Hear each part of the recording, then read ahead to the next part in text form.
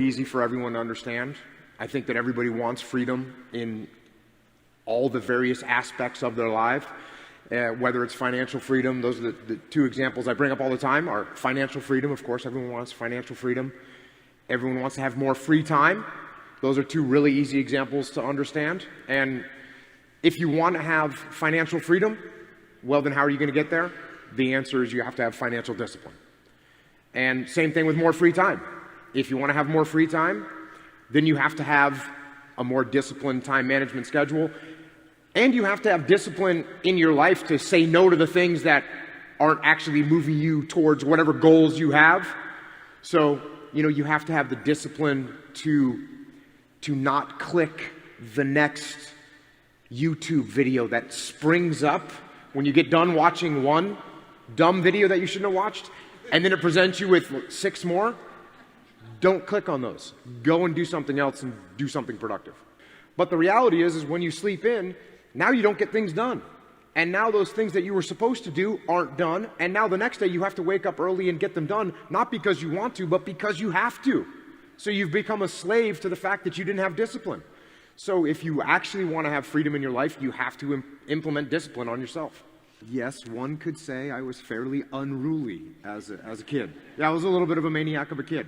And that's one thing that was great about the military for me was it's a clean slate, number one, and then they give you very specific, okay, this is what you need to do to succeed. And so you show up a SEAL team and they say, you got to learn about this radio, and here's what you need to know about it. And if you know that, you're going to be successful in that department. And here's what you got to know about this weapon. And if you learn that, then you'll be successful. And that's a great base to start from. And then eventually, what you really learn in the SEAL teams is that what you have to do is you have to be able to think. You have to be able to problem solve, and you have to be able to look at complex problems, simplify them, and then implement solutions to them. And that's what comes a little later once you have that base. You better be humble when you show up at the SEAL teams because you don't know anything. And if you think you know something, you find out really quickly that you don't.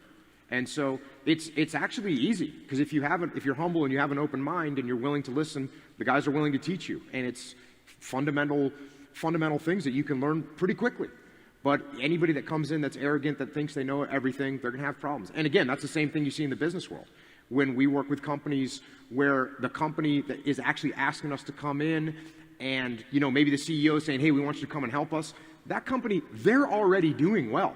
They're already being successful. And their attitude is, hey, we need help. We want to get better. We want to be more successful. And those companies, they ramp up really quickly and we have a great time working with them. Sometimes we work with companies where let's say we get brought in by the board, brings us in because the company's not doing well.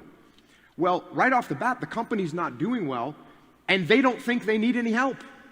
And so it's the opposite effect. They're saying, well, we don't need any help. We don't need you guys here.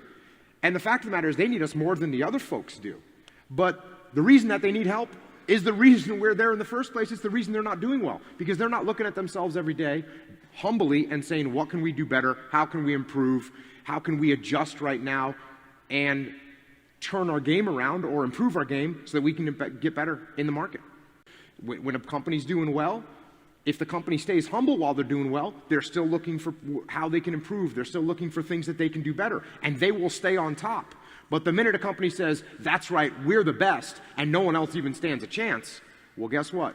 Those people down there on the bottom, they're hungry, and they're going to come and get them.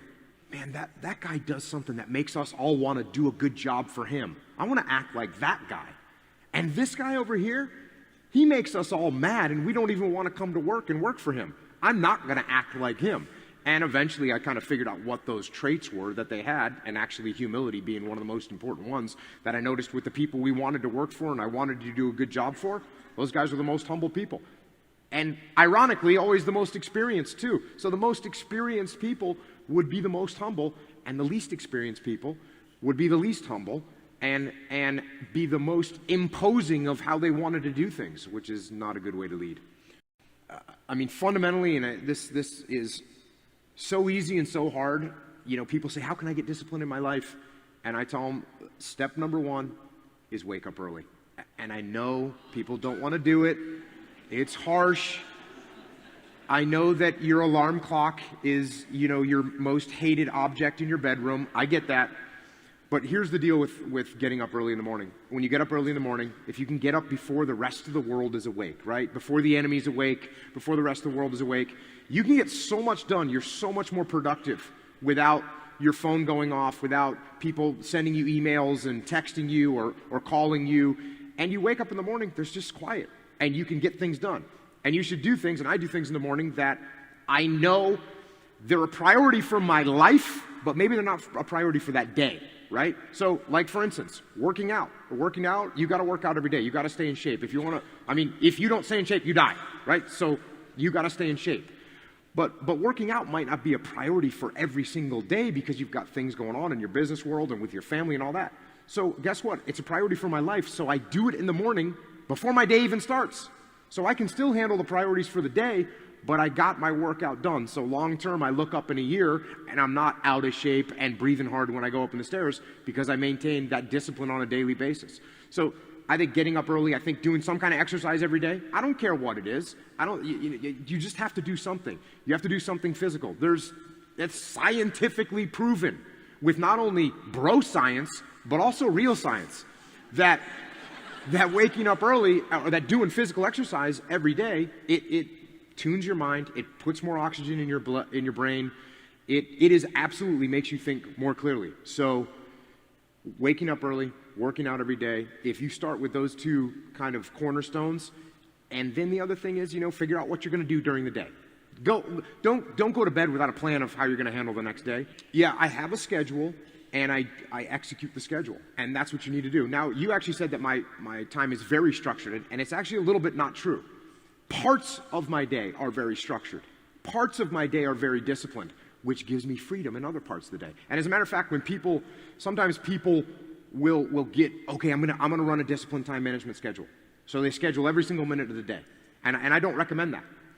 Just like I wouldn't recommend conducting a SEAL operation where your timeline is so tight that there's no room for error, because that's not a possibility. You're going to have errors, things are going to go wrong, vehicles are going to break, boats are going to break, people are going to get lost, you're going to take a wrong turn, and so you're going to need extra time. And it's the same thing with your day. If you schedule, 16 hours of your day, you're not going to hit all your targets. But if you look at your work day and you've got an 8-hour work day where you're going to be in your office, and you schedule 4 or 5 of those hours, and you have 3 hours that you're going to fill in, and you're going to put important things into those as they come up, that is a much better way to be successful with running a time management on your life. And so I only schedule hardcore like 4 hours a day. The other hours, I'm picking up, I'm getting phone calls, I'm adapting and maneuvering on other things that need to be executed on. But what is important, those 4 hours, they get done. They get done. And that's the difference between finishing writing a book and not finishing writing a book.